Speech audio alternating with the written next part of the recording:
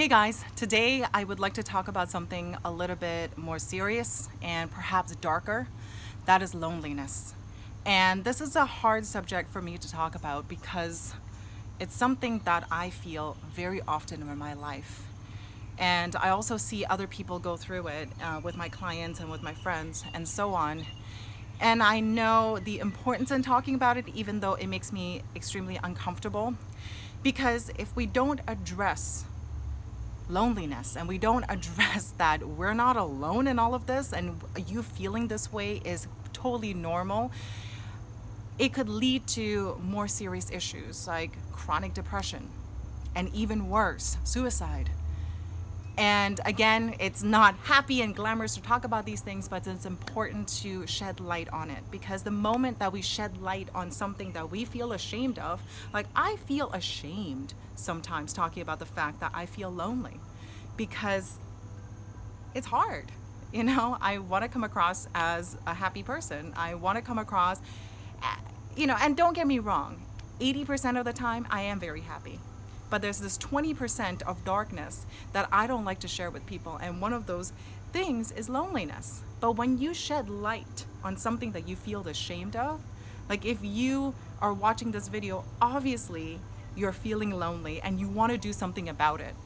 You just flat out admitting it into the universe or admitting it to a person, you shed light on it and it can't exist. Like Brene Brown says, when you call out shame for what it is, it can't exist. You're putting light on it. Shame only exists in a place of darkness. Like, oh, I can't tell anybody, and it festers in that way. So that's why I think it's important for me to bring light to the situation. And I really, really want to help you guys with this because too many people are experiencing this and there's no need for that. And I want to start by talking about why do we feel lonely in the first place? Human beings are social creatures. We are primates. We are meant to belong to a tribe. We love being social. We love feeling connection. We love hugging people. We love having all of that wonderful oxytocin that comes from interacting with people. But the issue is more and more of us are becoming isolated, especially with social media. We are finding the need, we think that we only need validation or we just need to see someone's face in order to feel that connection, but it's false.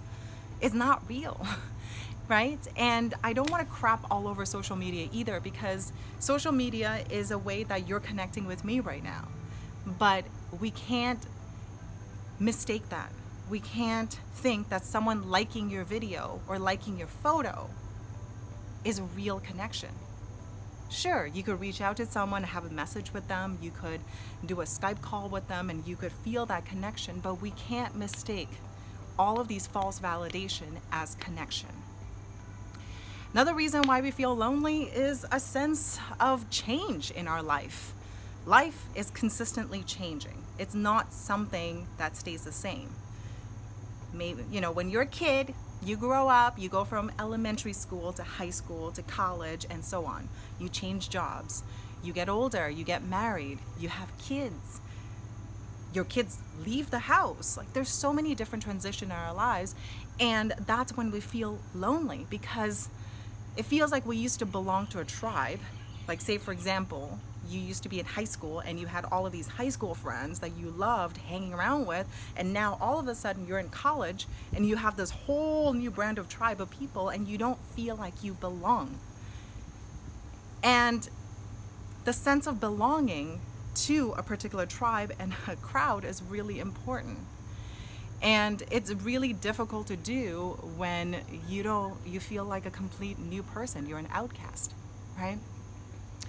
And the third part, which I think is the most important reason why, or the most detrimental reason why we feel lonely, is a disconnection with ourselves. Again, going back to social media, and again, I hate to crap on social media because I think it's such a useful platform for so many things, but I think there's a huge misuse of it right now, and I want to bring that to our awareness, is because we're always connected to a screen. We get validation from a screen. We get validation from the fact that you have 1,000 Facebook friends, but let's face it, how many of them do you actually have deep conversations with? Probably not 1,000 of them. It's impossible. We feel like we are always connected to social media, we're always stimulated, that we lack connection with ourselves. When was the last time you sat and had a conversation with yourself? For me, it's meditation. I love it. I love connecting with myself. I love having a time of solitude just to connect and see what's actually going on within myself and what are my thoughts. And that's a big part of why we feel so lonely, because we're not connecting with ourselves at all. We have to know what's going on within ourselves. So those are the three things that I addressed that cause loneliness. But of course, we want to go from awareness, which is really important. So first is having the awareness to know that you are feeling lonely, and it's perfectly normal and everybody goes through it. The second part is the action step. So what do you do about this? The first thing that I would suggest you do is ask yourself if it's true. Am I actually lonely? Because I was having an experience yesterday. I just felt so isolated. I felt like I was completely on my own. I felt like nobody was listening to me. And I had to ask myself the question, is this true? And absolutely, it's not true. I have brilliant people around me. I live in a beautiful neighborhood full of loving, open-hearted people. I have my boyfriend that I could confide in. Obviously, I'm not lonely. And that self-obsession of believing that something is true, and when you take a step back and ask yourself, like, is that actually true? Am I alone? Am I fully lonely in this world? And oftentimes you're gonna find that it's false. It's what you think in your head. So that's the first part. The second part is find one person that you can confide in.